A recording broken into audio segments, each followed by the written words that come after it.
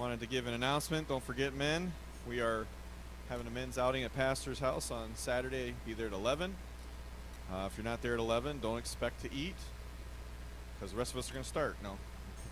We need to start on time. Yes, for the Dan. The books are here? Okay, good. So what he's saying is our next year for our books are starting in September. They always start that. It's not a typical year for headquarters, and so we got those. We'll be passing those out to you. Anything else I'm missing, Pastor, as far as announcements? Brother Keith? Oh, okay. Brother Keith McKennis will be here this weekend, so we'll have a special speaker. Yeah, just keep the Pugh family in prayer, especially for Raleigh. I know, of course, it's just one thing after another, it feels like, for Sister Debbie, so I want to keep them in prayer. She's got a lot going on. Yesterday or the day before when I got a text from her, it looked like, but it was actually Jake texting from her phone. She cannot catch a break. I think Julie said it yesterday. It's like the emergency room has seen enough of her. So we don't want to be there for sure if we can't help it. All right, we're going to start out in 1 John chapter 2, verses 15 through 27. Actually, I'm going to only read, if you'll stand with me, for two verses. 1 John chapter 2, verse 16 and 17. This is where John is writing an epistle to try to get people to think about, and same thing we need to do right now is don't be so focused on the world around us. And so how to best express yourself. The world is about trying to people to have individualism and to express themselves, right? So it says here in 1 John 2:16, it says, "For all that is in the world, the lust of the flesh and the lust of the eyes and the pride of life, is not of the Father, but is of the world. And the word passeth away, and the lust thereof, but he that doeth the will of God abideth forever." You may be seated. So, if I can, first off, Pastor, thank you for the opportunity to be here teaching tonight. 12 years ago, the pastor caught me on the side and asked some of us if we wanted to learn to teach or preach, what was our calling, and I was all about the teaching part. And so people like Brother Dwight say I'm getting gooder and gooder.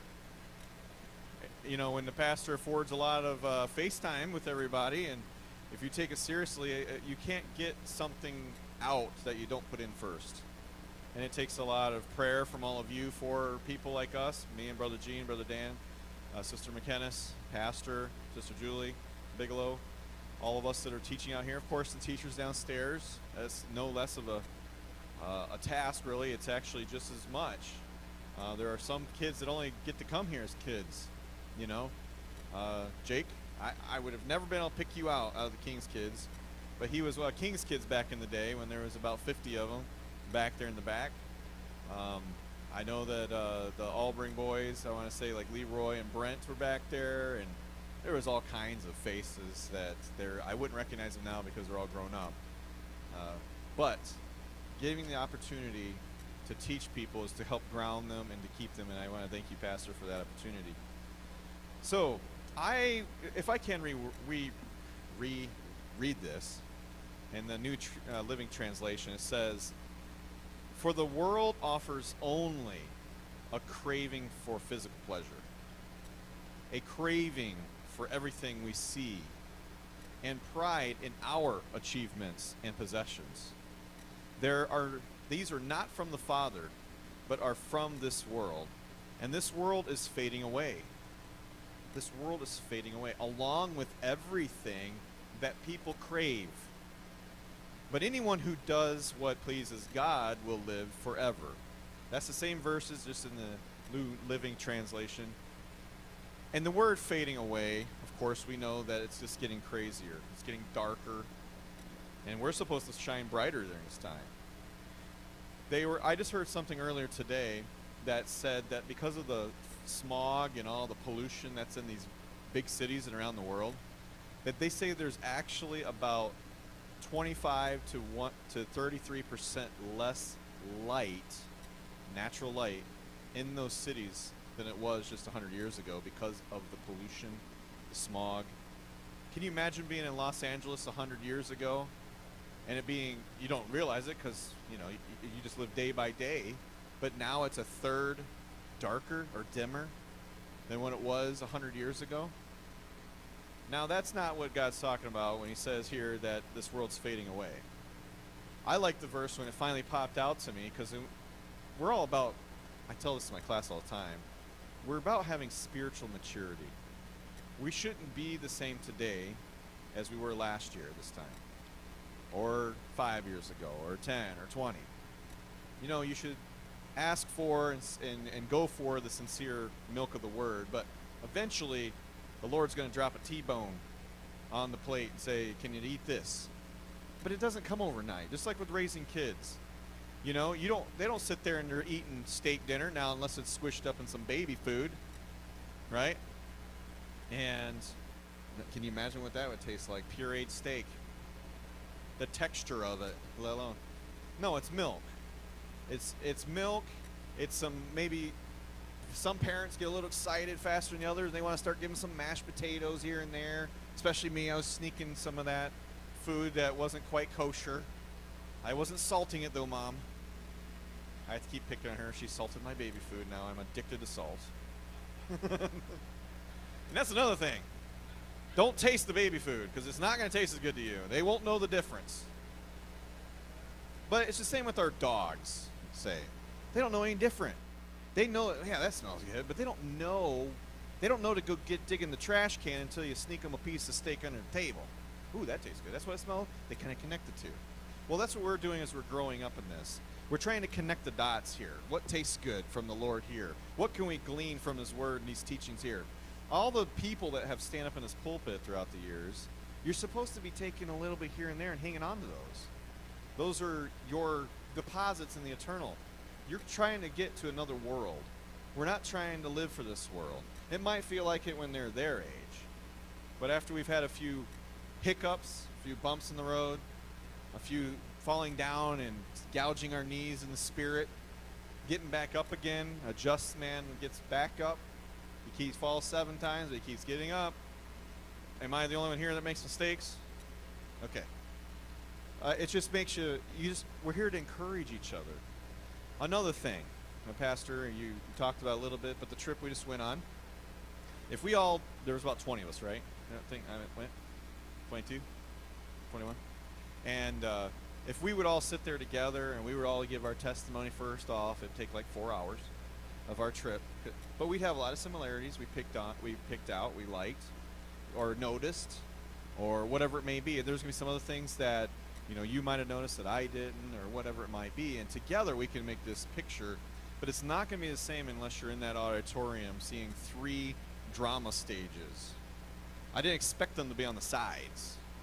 The drapes going up. I'm like, whoa. You see little David with his little lambs running down the center aisle, and then this thing's raising up, and David's running along over there with his sheep. It was pretty neat. And doves flying overhead, and different things. Pastor talked about the giants, these just big puppets, really, right? But man, they were monstrous. And I was the same as you, Pastor. I always pictured someone like, I don't know, Shaquille O'Neal. Not really him, but you know what I'm saying? Not the giant broad shoulders that are bigger than this pulpit. Like twice. This is like one of his shoulder pads. You thought of them as tall. They pounded that into you in Sunday school class. But you didn't think how broad they were this way and this way. I mean, they were thick, right? But they were abnormal. They weren't. They weren't normal humans at that time. They were just abnormal. They're large. And then to see the 4 brothers come up, they look deranged in their face, right?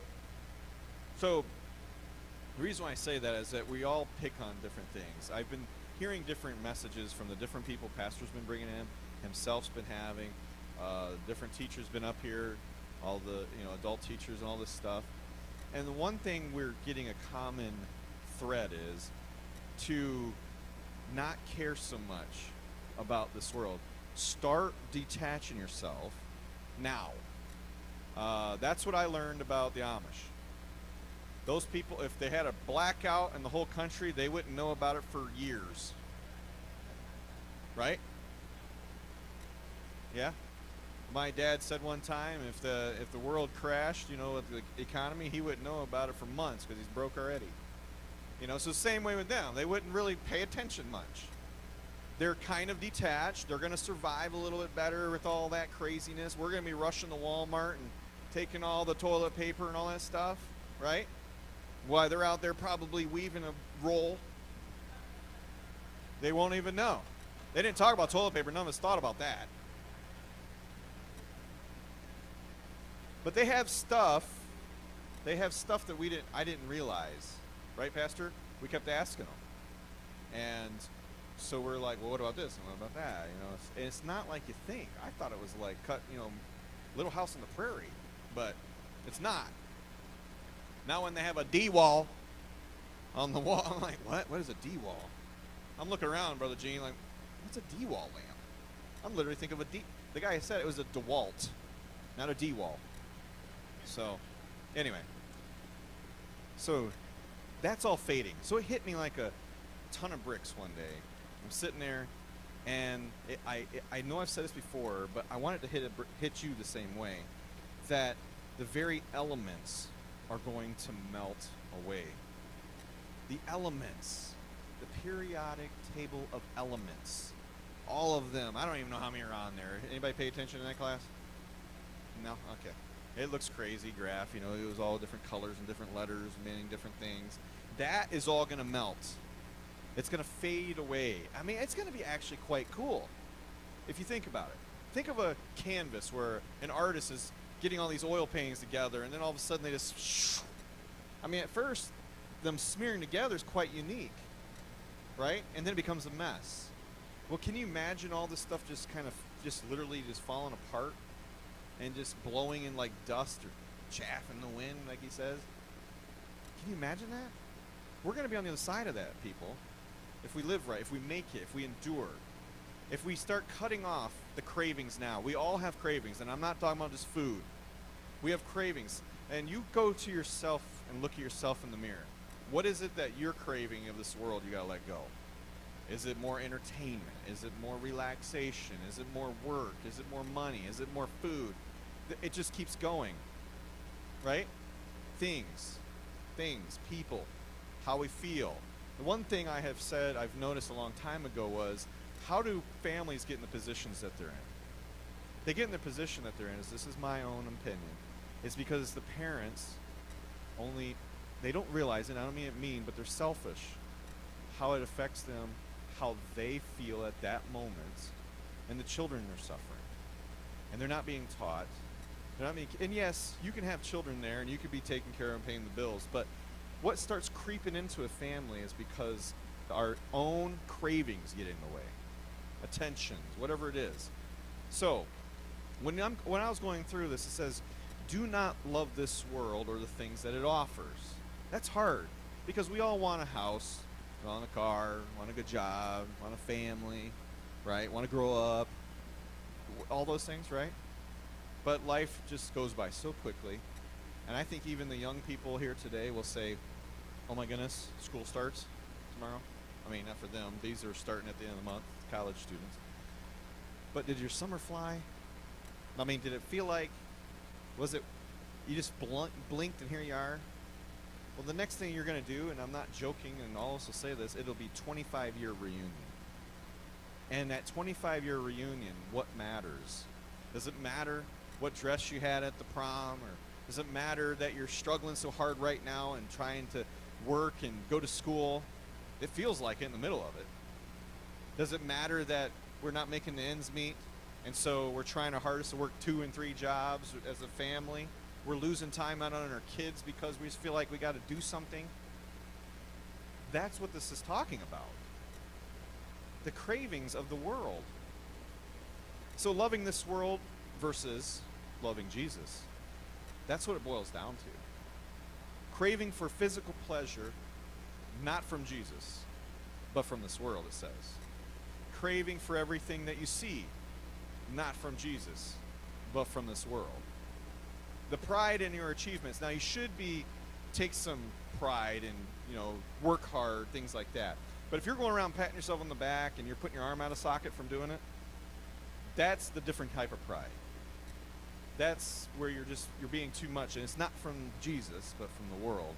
The pride in your possessions. Okay, if you get a vehicle, you want to take care of it, house, whatever, animals, clothing, whatever. That's good to do. Upkeep. That's one thing the Amish had. Not one of their houses, I don't care how old it was not falling apart.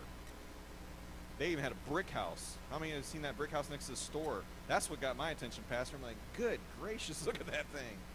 I mean, it looks anything that was fit out here in Ardling subdivision without a power cord going to it. Knowing the difference between truth and lies. That's what the Lord's trying to get across to us. Spirit-filled disciples know the truth. If we read through this chapter a little bit farther, it would say that you don't really need to have a teacher in your life if you got the Spirit of God every day moving, and you're praying, and you're reading yourself, because the Spirit is going to teach you in all things. We need teachers and pastor because we can't stay in bound. That little lamb running off, right? Or even David, King David, eyes wandering, right? Nobody was above reproach in there. Nobody. I don't know how many times I had to hold back tears because I was trying to put myself in his spot and saying the Lord gives you much, but there's going to be a lot of challenges that come in. Yet the Lord is still merciful to forgive him. I'm starting to get choked up now, but if you sit there and when he had committed the adultery and he's sitting there and he runs out into the wilderness kind of thing, and we don't know if you did that or not, but he falls on his knees, and the coolest thing about that program was that they were putting David's songs to life. We read them, but they were singing them like David would have done. Make me whiter than snow. And yes, it was cool seeing fake snow fall on the whole crowd, but it was God's mercy pouring out. It didn't snow in Israel. It's hot. But he knew what snow was. Maybe he had one of those Florida Christmases once, Mom, where as soon as it hit the palm of the hand, it melted. But he knew what it looked like enough to say, make me as white as snow. I want that soundtrack, by the way, when it comes out. Those are some good songs. They were heartfelt. These people were dramatizing the Bible, and it was heartfelt. And I'm not doing that as a piece to go. I'm just saying that's how we should see services every time we're here. Lord, purge me. Make me as white as snow. That's why the Lord loved David. And because David fell on his knees like that, not like Saul, right? They show Saul in the beginning. Saul wasn't already in a bad mood by that time, you know. They quickly anointed his head and moved on to the next scene, which is fine. And I did not expect Samuel to be a black man, but that's fine. Or it's just interesting. They threw everything at me. I'm like, man, I have a good imagination. Ask my kids. But I was like, huh. You know, a little kid with black hair, you know, running around. Absalom, remember? He tells Absalom at one point, put that down, Absalom, it's my harp. Get out of here. You don't think about it like that. You don't think of him, a family. A family. His mom's sitting there being right next to him. They never talk about his mom, but she was right there. She probably was encouraging and putting some of these things in there. He's after your heart, is what she kept saying. So, but you know the difference between truth and lies. But you got to remain faithful in what you have been taught. That's the hardest thing when you're reading through this chapter, and I encourage you to do it. So after tonight, just go through 1 John chapter 2. It's not very long. I started at 15 through 27, and there was so much in there. Be careful of those who want to lead you astray. How many times do we see that in Scripture? I know of a few people, I can't say a lot, that know the truth, live the truth, grown up in the truth, and then they go astray because they listen to somebody who had the right answer, you know. They had an answer. A lot of times we might not have an answer, and we should just let the Lord guide us. And it's okay it's definitely okay not to get in some vain babblings, it says, and these debates with people. But don't let them lead you astray. Go back home and pray about it. Don't just keep believing somebody else. I told the class on Sunday that some bit of advice Mom, it stuck with me. And his granny sat there as a little kid. And I grew up under Brother Mike Williams. Very great speaker, eloquent in his those words. I mean, you have to go home. You either go home and look up in a dictionary or carry one with you because you don't know what he's saying sometimes. But he stretched your knowledge. But I must have been really looking up to him. And my granny pulled me aside. It's her nephew. And she said, don't ever look up to a man of God more than God himself, because he will cause him to fall in front of you so that you look to him. And that's been some good advice. I left there at 13, so I was younger than that, and it stuck with me all these years. But we are supposed to put God in forefront. We are supposed to put that in the front, and then everything else comes next. And it stuck with me, and I'm going to read this in the Amplified Version, but it has not left me alone. Casting all your cares, all your anxieties, all your worries, and all your concerns, once and for all, on him. For he cares about you with deepest affection and watches over you very carefully. 1 Peter 5:7. Now, when you see in that Amplified Version, because I went and dug into that, I think it was after you taught, Mom, somebody had taught, and I think Brother Tim had taught right after that for that Sunday, and he said something very similar. And we do have all these anxieties, all these worries, all these concerns in our life, and all these distractions. These distractions are here to detour us off the way. The disciples called it the way. The way, the truth, and the life. They are on the way. You're on the path. Just like somebody said, it's better than Broadway, this show we saw. And I said, yes it is, because the Broadway leads to destruction. Right? It's narrow is the way that leads to the Lord.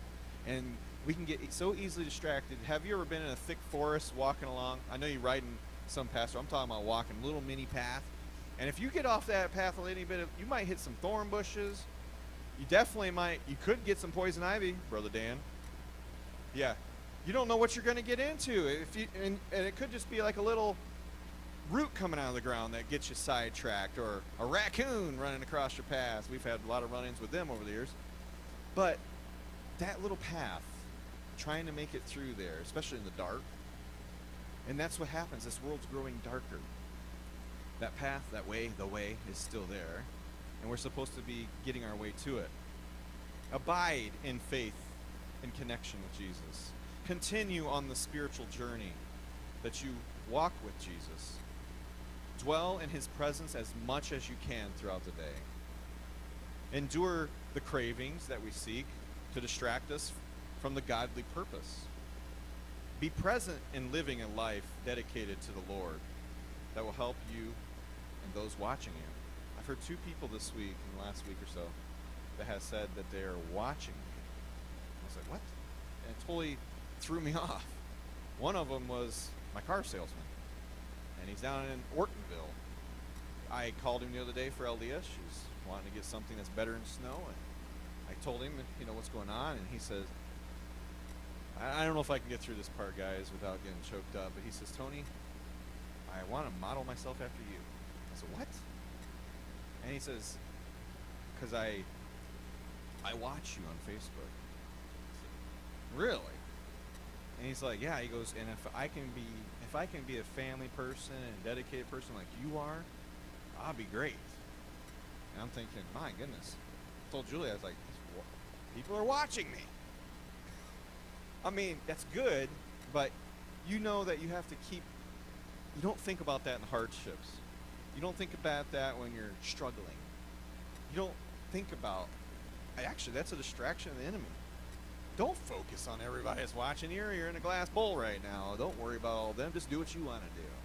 Do what makes you feel good or relax or more important or whatever it is. But that's what it says. Be present and living this to dedicated to Jesus, because that's all he's going to take with him are the ones dedicated. And that's hard to take because people just want to preach everything's going to be okay, everything's going to be fine, you'll make it, if we're just being good people. Well, the Bible, I was listening to it earlier. They were saying how, no, you show me your faith by your works, I'll show you my faith because of my works. You can't have too much of either one of those. You got to do them faithfully, both of them, right? Remain faithful in your relationship with Jesus. I'm always trying to encourage the class that we need to read our Bibles and pray, because that's how the Lord works with us. That's some things we can't do for anybody else, Pastor. Like you're saying today, your wife and son doesn't know how much you pray. They're not there all the time. I find myself doing the same thing for Jameson. Jameson's got a job now. It's taken away from me, but I'm keeping, I'm texting with him. I'm praying for him, and I'm thinking about him. I got a friend that I grew up with in Florida. He went to church there and quit going to church. I found out on the trip that he's got cancer and has only a couple weeks to a month to live, and he's my age with a family. And I'm thinking, does his family know God? He definitely needs to turn back to God. That's the most important part, not getting out of that bed. It just keeps hitting all these different things, and you pray in the back of your mind for these people constantly. So you stand on that foundation of the truth that has you spiritually awaken you. You wouldn't keep coming here if you didn't get kind of woke up spiritually, right? And if you are making it that long, something's going to happen in your life, and it's going to rock your world. But if you can make it through the rocking part, again, I picked on Jameson. I love the guy, but he's had a rough year, and he's sticking in there. And yes, does he have a hard day? Absolutely it does. But that's where I keep telling them. That's where we encourage each other. We text each other. We follow up. I even found a Bible reading 40 days worth on the app that we all get connected together, because it's talking about making us stronger and keeping in there. And it's talking about basically the 1st, 2nd Peter, 1st, 2nd, 3rd John, and that be tougher, spiritually tougher. And so I try to find ways to keep us connected, because, like Julie said, we need to have these gatherings together more often, because we find out what Chad is really going through. Not just once in a while a prayer request, but to see the kid, right, unable to eat because it's hurting so bad, or the parents literally pulling their hair out because they can't help him. Our Sister Wendy, what you're physically going through. And we sat down there, like Sister Beth encouraged us to do, talking and whatever. And yeah, you're tired, you want to go to bed, we're all the same, we all want the same thing. Let's just stay up for a couple more minutes, because we need to hang out together a little more often. And it's not just those on the trip, we all need to do this. Because the body of Christ, that's all they did, house to house, eating, right? The apostles must have been big guys, because they're always eating. But stand on that foundation of truth. And it says here, tarry for your own crown of life. Keep hanging in there. The crown of life is going to be given to you if you make it. You will receive this once you are called home. Keep pushing a little farther. We got to be mentally prepared for this that's coming, the hardships that are coming. They've been coming for 2 years. You know how they say, the frog didn't know it was boiling, right, in the pot of water? Well, we're in frog broth right now, because the pressure has been on for so long. These youngins on the front rows over here, they've said to me, and it was an eye-opener, it's always been chaotic in their life. Most of them were born after 9/11. That's all they've known, is the threat of whatever. And really, it's not even real to them. And I'm not saying that in a mean way, but we haven't had to experience a war. It's all been on TV. For all we know, it's Hollywood putting it on, right? Or video game. It doesn't affect us. But what happens if it does affect us? And I keep saying this over and over again. It's like, Pastor, I was praying earlier, I didn't even know what to say. I didn't have any of this down at noon today. And I felt like, when that happened to me before, I didn't know what the Lord wants to say. I didn't know if there's just going to be an outpouring of the Spirit, and I was just not going to get to talk anyway. I wasn't really worried about it. I was trying to take some of his advice. It's like,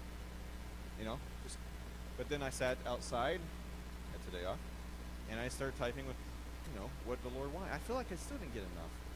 But it was like the Lord works in way. He knows who's going to be here. He knows what we're going to need. And the one thing I asked, I said, help me to be bold to be that watchman. And the one thing I keep feeling over and over again, for one, there's been some really thick messages. I want to say thick, but they've been really thick. Like, someone might not make it back to the next church service. The pleading that's been going out. And it's the Lord speaking through those who are up here at the microphone. And it's because we don't know what's going to happen. And he wants us all to be ready. It's not his will that any of us are lost or any of our worst enemies are lost. And he is, like it said in the Amplified Version, his deepest affection and watches over you carefully.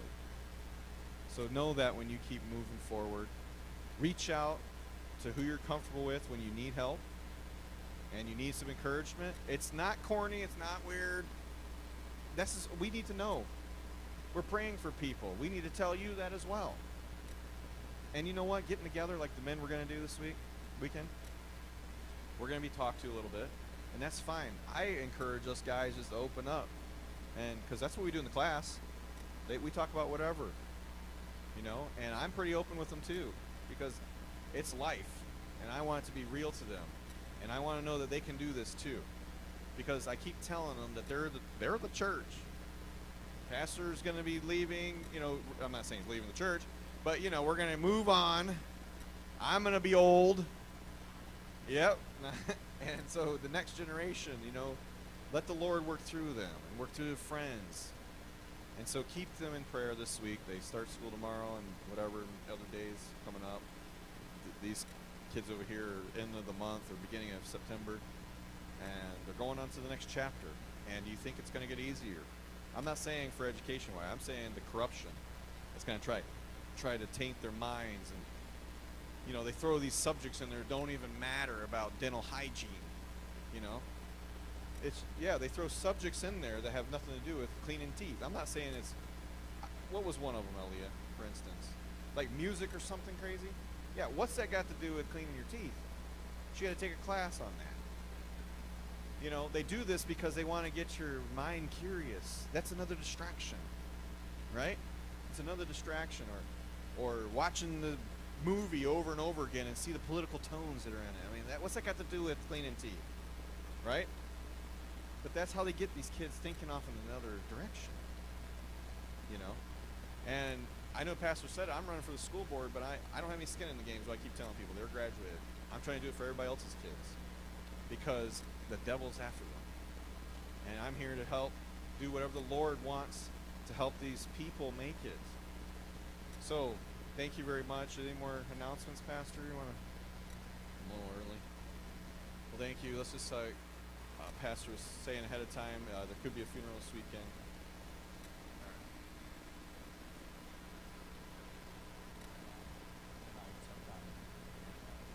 So they've already asked me to do the funeral.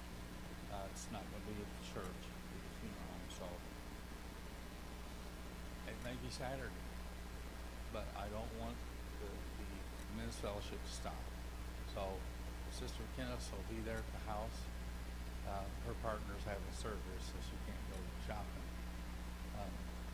But Brother Dan, you and Brother Bruce, and Brother Tony, you take care of Brother Josh. Just have it just like I'm there, okay? And when the funeral's over with, I'll come, or however it works, okay? But pray for Riley, Raleigh,